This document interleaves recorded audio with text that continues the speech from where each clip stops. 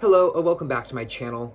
So this morning I finished reading Tess of the Dubervilles by Thomas Hardy. This is my third Thomas Hardy novel to read this year. I started with Jude the Obscure, and then I read Far from the Madding Crowd, and now Tess of the Dubervilles. So I don't want to spoil this novel in any way for those of you who have not read it yet. Also, there are numerous fantastic summaries available online of a detailed summary, a detailed analysis of this novel. So I just wanted to take a couple minutes and just briefly talk about some of the overarching kind of big points of this novel.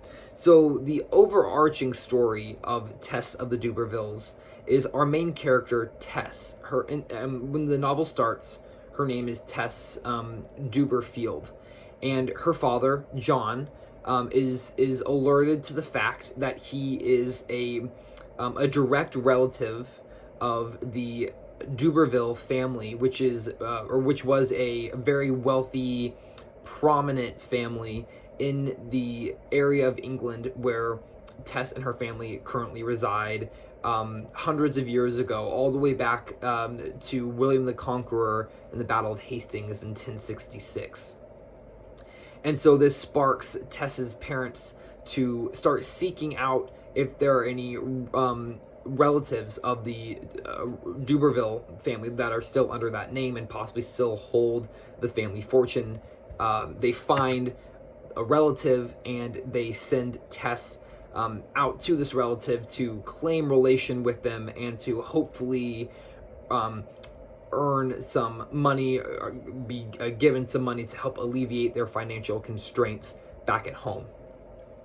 The novel then follows Tess and her journey of traveling to this relation, speaking with this relation, meeting several very key characters sort of early on in this novel. Most of the key characters are met when she goes to visit this relation, and then the whole novel is sort of Tess's struggle in life, Tess's struggle with standing up for her own rights, for standing up for other people's rights. Tess is certainly a character who has, or appears to have, a very strong moral compass, a very strong sense of right and wrong, and a strong sense of humanity. And she is simply very much more forward thinking than her time, and so she is sort of beaten back time and time again because of her actions that don't fit into the societal norms. She's very independent. She thinks for herself. She thinks through her decisions. She doesn't just let the men around her tell her what to do, and that causes her a lot of trouble and a lot of pain throughout the course of this novel. It's a very bleak novel as well, just as Jude the Obscure was.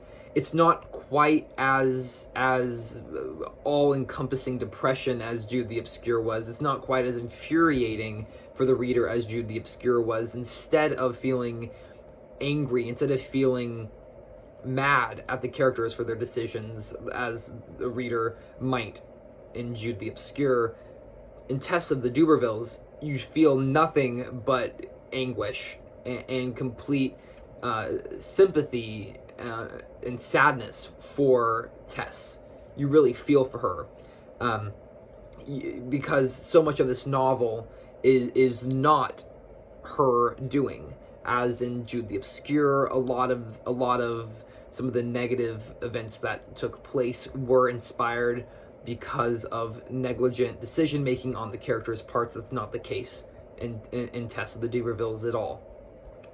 As well as in many of Thomas Hardy's other works, such as Far from the Madding Crowd, landscapes and nature and beautiful descriptions take place throughout this novel. The prose themselves also are beautiful. The conversations are beautiful. The characters are realistic, vivid, lively. you really feel for the characters. You are rooting for Tess this entire book, and you feel nothing but sadness for her. You feel her pain, and it's an absolutely devastating book, heartbreaking book, incredibly moving as well, beautifully written, incredibly well done. I enjoyed it immensely, and I will certainly be rereading this one in the future. It was absolutely beautiful. So that is Tess of the Dubervilles by Thomas Hardy. Highly recommend it. Thank you so much for watching. Feel free to leave a comment down below if you would like, and I will see you in the next video. Bye for now.